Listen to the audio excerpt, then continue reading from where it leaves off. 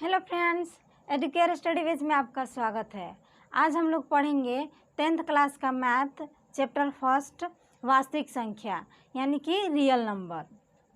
तो सबसे पहले हम लोग जानेंगे कि रियल नंबर क्या है। तो रियल नंबर जानने से पहले हम लोग थोड़ा सा बेसिक जान जाएंगे। अगर हम लोग बेसिक जान जाते हैं तो हम लोग को पता चल जाएगा कि वास्तविक संख्या क्या है। तो चलिए हम लोग देखते हैं बेसिक। सबसे पहले प्राकृतिक संख्या, natural number.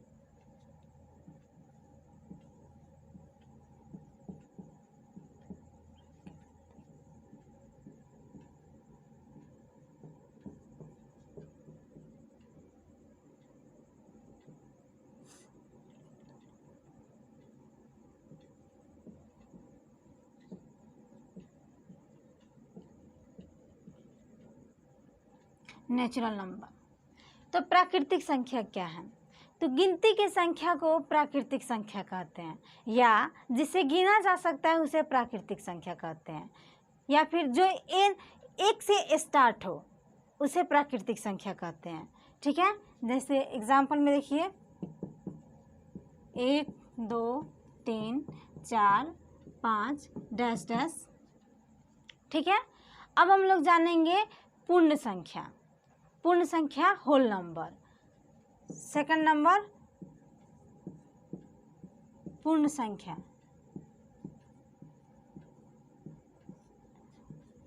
Whole number.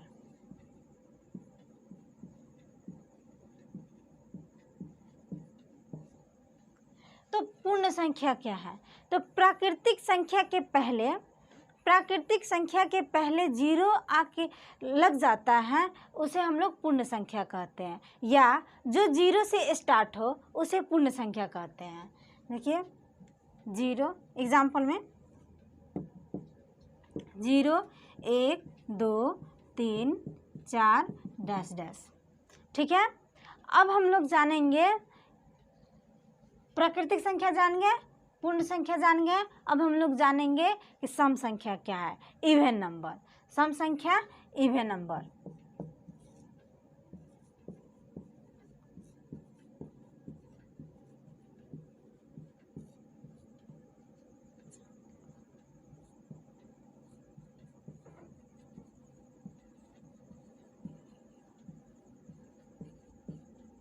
Even number. तो सम संख्या क्या है? वैसी संख्या जो 2 से भाग लगाने पे पूरा पूरा कट जाए, शेष उसका जीरो आए, उसे हम लोग सम संख्या कहते हैं। ठीक है, जैसे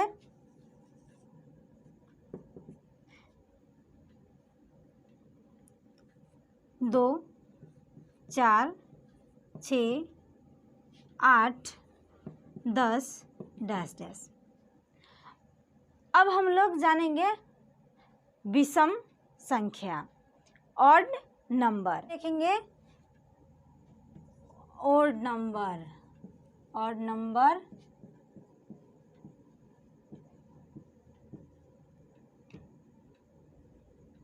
नंबर विषम संख्या।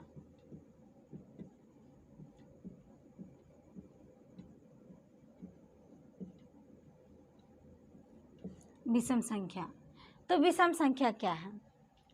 जो संख्या 2 से भाग लगाने पे पूरा पूरा नहीं कटता है, उसका शेष 1 आ जाता है, उसी को विषम संख्या कहते हैं। ठीक है, जैसे एग्जाम्पल में देखिए लो 3 5 7 11 इत्यादि। एग्जाम्पल बना के भी दिखा देते हैं। यहाँ पे देखिए, यहाँ पे 3 है, यहाँ पे 2 से डिवाइड करेंगे तो 2 1 जा 2, 2 1 जा 2, माइनस करेंगे, आ गया ना, एक 1 रिमाइंडर आ गया। ठीक है, उसी तरह 5 में लगा के देख लीजिए, 5 में 2 से, यहाँ पे 4 है, 4 है तो हम 2 से डिवाइड करेंगे, ये 5 में डिवाइड करेंगे तो 2 1 जा 2, 2 2 जा 4, 2 2 जा 4। अब इसको माइनस करेंगे तो 1 आ जाएगा, आ गया ना रिमाइंडर 1। समझ गए? अब देखिए, अब हम लोग देखेंगे इंटीजर, पूर्णांक। ठीक है, पूर्णांक।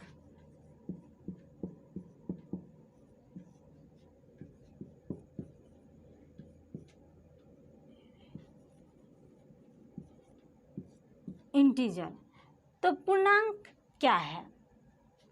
ठीक है, ऋणात्मक संख्या, ऋणात्मक संख्या, धनात्मक संख्या और जीरो मिल करके इंटीजर यानी पूर्णांक का निर्माण करते हैं।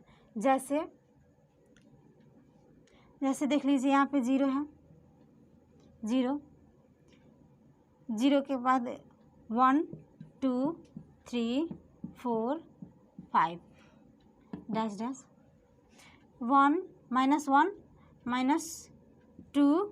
-3 -4 -5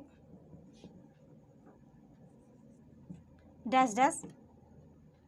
ठीक है, यहाँ पे देखिए, यहाँ पे जीरो, यहाँ जीरो सेंटर पे है। ठीक है ना, जीरो के राइट साइड में हमेशा धनात्मक होती है, धनात्मक, और जीरो ये सेंटर के लेफ्ट साइड में हमेशा ऋणात्मक होती है। तब आप बोलेंगे तो कि धनात्मक क्या है?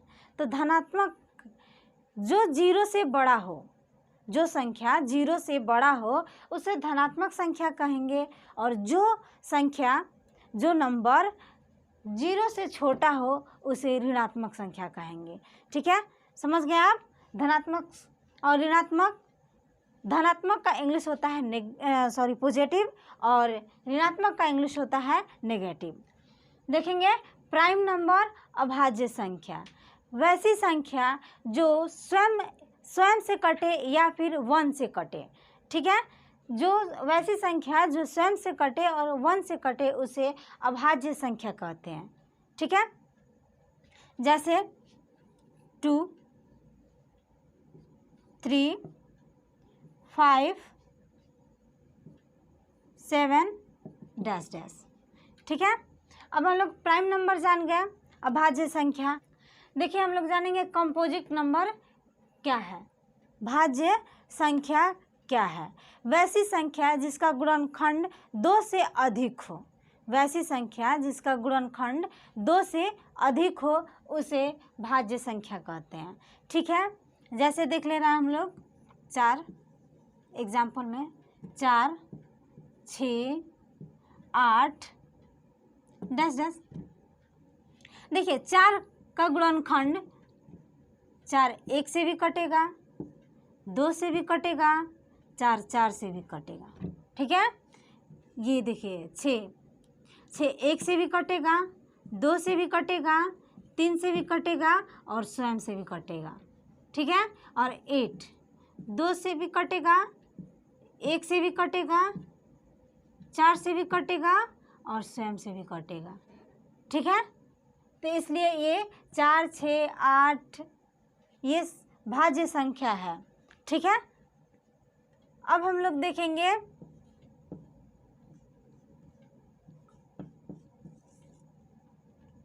परिमेय संख्या। परिमेय संख्या क्या है?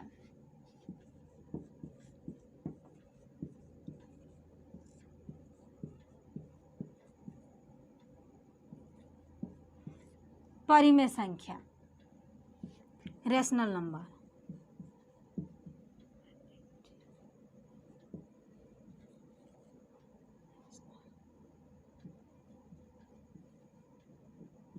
रेशनल नंबर, तो परिमेय संख्या क्या है?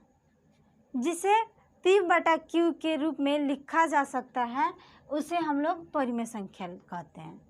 जिसे P/Q के रूप में लिखते हैं उसे परिमेय संख्या कहते हैं। जहाँ Q और P दोनों पूर्णांक हैं। ठीक है, जहाँ Q और P दोनों पूर्णांक है, Q बराबर है, Q बराबर नहीं है जीरो के, Q बराबर नहीं है जीरो के। देखिए, P/Q बराबर, जहाँ Q बराबर नहीं है जीरो के। ठीक है, जैसे एग्जाम्पल में देखिए, एग्जाम्पल में आ गया आपका 4, 2, 3/4। अब हम लोग देखेंगे अपरिमेय संख्या। ठीक है, अपरिमेय संख्या क्या है?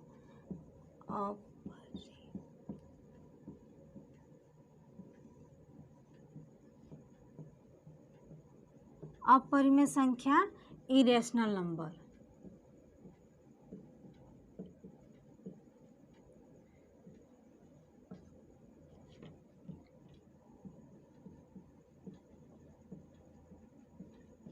Irrational number.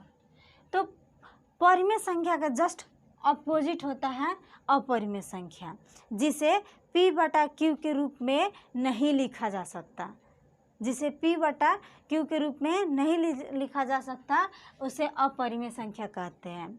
जहाँ q बराबर नहीं है 0 के।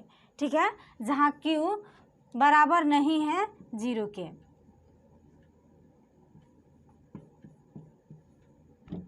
ठीक है, जैसे यहाँ पे एग्जाम्पल में देख लीजिए, √2, √3,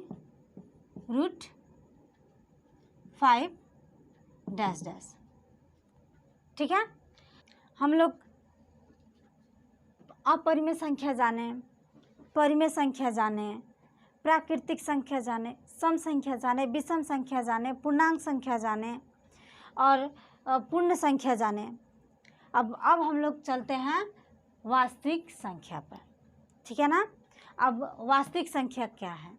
इस दुनिया में जितने भी प्रकार के संख्या हैं, जितने भी प्रकार की संख्या है ना, वो सब वास्तविक संख्या है। जितने भी प्रकार के नंबर हैं वो वास्तविक संख्या है, रियल नंबर है। ठीक है, तब अब हम लोग चलेंगे आपके क्वेश्चन पे, प्रश्नावली 1.1 के क्वेश्चन आंसर, क्वेश्चन फर्स्ट। ठीक है, देखिए आपके बुक से क्वेश्चन है फर्स्ट। आपके बुक में दिया है प्रश्नावली 1.1 में दिया है कि HCF निकालना है। ठीक है ना, HCF। तो HCF क्या है? HCF का फुल फॉर्म, तो HCF का फुल फॉर्म होता है हायर कॉमन फैक्टर। क्या? Higher common factor. उसका हिंदी होता है महत्तम समावर्तक, महत्तम समावर्तक। तो चलिए सबसे पहले हम लोग HCF देख लेते हैं, उसके बाद से हम लोग बुक से एक क्वेश्चन बनाएंगे। ठीक है, तो सबसे पहले हम लोग 2 संख्या लेते हैं, 2 नंबर लेते हैं। ठीक है, कोई 2 नंबर ले लेते हैं, 12 और 14। ठीक है, अब हम दोनों में देखेंगे कि बड़ा कौन है। ठीक है, तो 12 से बड़ा 14 है ना, 14। तो हम लोग 12 से भाग लगाएंगे 14 में। ठीक है, देखिए भाग लगाते हैं 14, 12 से भाग लगाएंगे 14 में, तो 12 एकम 12। क्यों? क्योंकि 12 दूना 24 ना हो जाएगा, 12 दूना 24 हो जाएगा, तो ये 14 से बड़ा हो जाएगा, इसलिए हम लोग लेंगे 12 एकम 12, 12 एकम 12। अब 4 में से 2 घटाएंगे तो 2, 1 1 कट गया। ठीक है, अब हम इस 12 को यहाँ पे ला के रख देंगे। ठीक है, और इस 2 से इस 12 में भाग लगाएंगे, तो 2 छक्के 12, 2 छक्के 12 कट गया, आ गया 0। हम लोग जब तक भाग लगाते रहेंगे तब तक शेष 0 ना आ जाए। ठीक है, जब तक शेष 0 ना आ जाए। तो यहाँ पे 0 आ गया ना, तो आपका HCF ये 2 हुआ, HCF बराबर 2। ठीक है, ये 2 हुआ, HCF आपका 2 हुआ। अब चलते हैं हम लोग आपके बुक से क्वेश्चन बनाते हैं। तो का पहला क्वेश्चन है, प्रश्नावली 1.1 का क्वेश्चन है, 135 और 225 है ना, इसको बनाना है यूक्लिड विभाजन सूत्र से। तो यूक्लिड विभाजन सूत्र,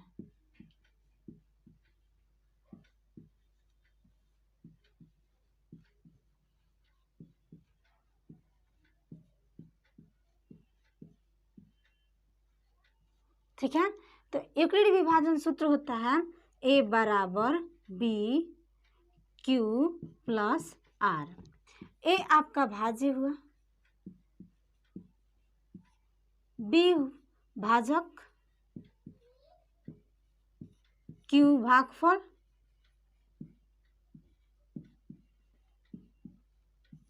और आर आपका शेषफल।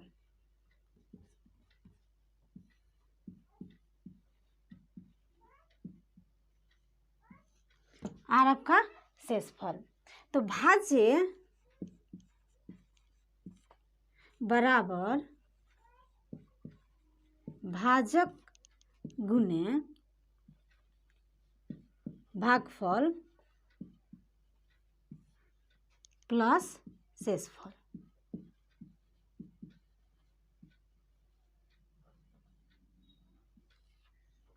ठीक है।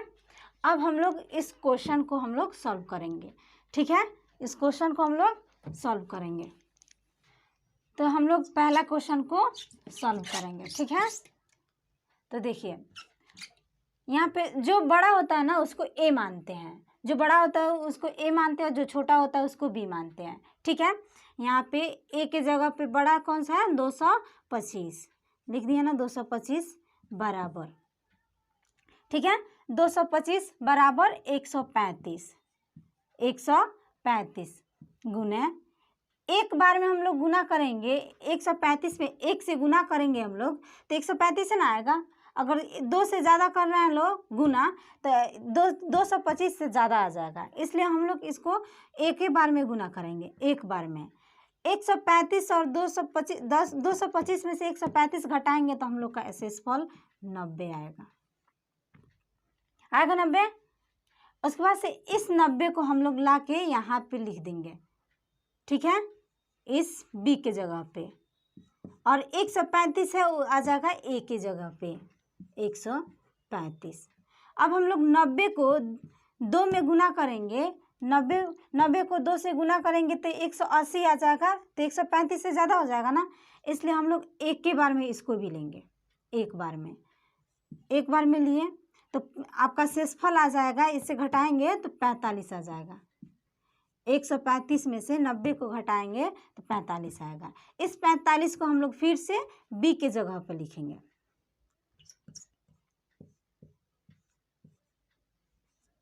और इस 90 को ए के जगह पे। अब इसको ये 45 है, 45 में हम लोग 2 से गुना करेंगे तो 90 आ जाएगा ना, 90 आ जाएगा। तो 90 में से 90 घटाएंगे तो 0 आ गया ना 0। तो हम लोग का HCF हो गया 45 आंसर। अब हम लोग का दूसरा क्वेश्चन है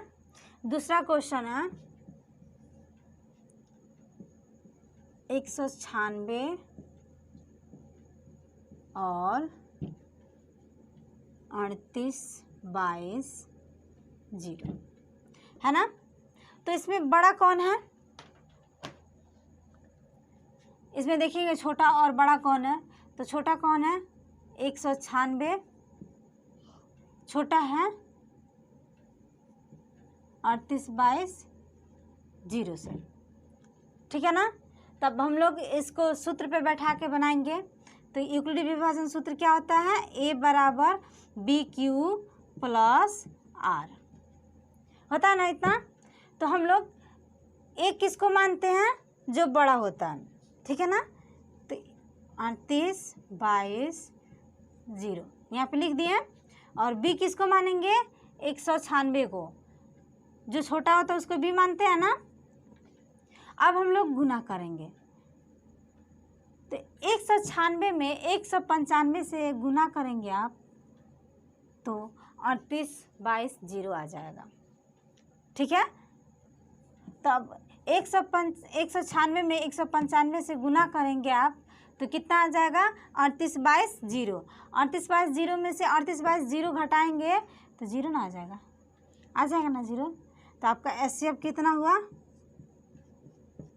HCF आपका 196 हो गया। आप लोग गुना करके देख लीजिएगा, 196 में 195 से गुना करके देख लीजिएगा, इतना आ जाएगा। ठीक है, तो आपका आंसर कितना हुआ 196। ठीक है, अब हम लोग देखेंगे तीसरा क्वेश्चन। तो तीसरा क्वेश्चन है 867 और 255। तो ये क्वेश्चन आप लोग के लिए छोड़ देते हैं हम। आप लोग को ये क्वेश्चन बनाइएगा और कमेंट करके बताइएगा कि हाँ ये वीडियो कैसा लगा, ये क्लास आपको कैसा लगा। अगर आई होप कि आपको ये क्लास अच्छा लगा हो। अगर आपको ये क्लास अच्छा लगा हो तो कमेंट करके बताइएगा कि कैसा है क्लास, और सब्सक्राइब कर दीजिएगा, किसी और के पास शेयर कर दीजिएगा अपने फ्रेंड के साथ, और आप भी पढ़िए और दूसरों को भी बोलिए पढ़ने के लिए। ठीक है, थैंक यू।